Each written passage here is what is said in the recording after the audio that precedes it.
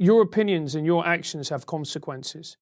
And I understand if you support Chavez and then Maduro, and then Renee go on that and go, look, I was wrong, I was incorrect, that was a mistake on my part.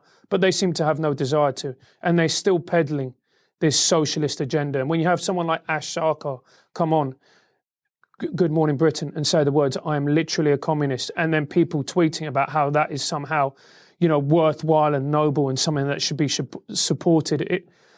I find it quite frankly terrifying, because unless you grow up in that country, unless you have seen the evils of socialism and communism, you really have no idea of what the impact that has on the society, freedom of speech, and the lives of your relatives and the lives of ordinary day-to-day people, where people feel so terrified that they can't speak, that they live their life in permanent fear. I'll give you an example. A very good friend of mine who has now had to leave Venezuela, he now lives in America. He came over to the UK, and I hadn't seen him in a long time. And we sat down and we had dinner. It was him, myself, my parents. Both my parents are mid to late 70s now. They're elderly people. And they've known Henry since he was a baby. And we were talking.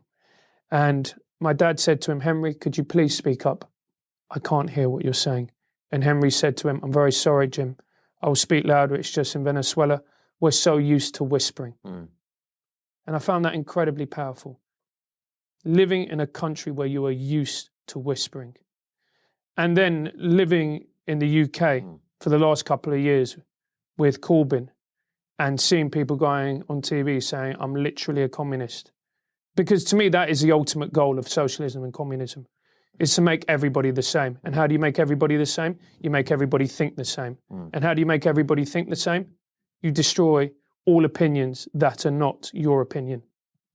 And it's terrifying. And I never thought I'd say this as someone who has always been on the left, but I was happy when Johnson won.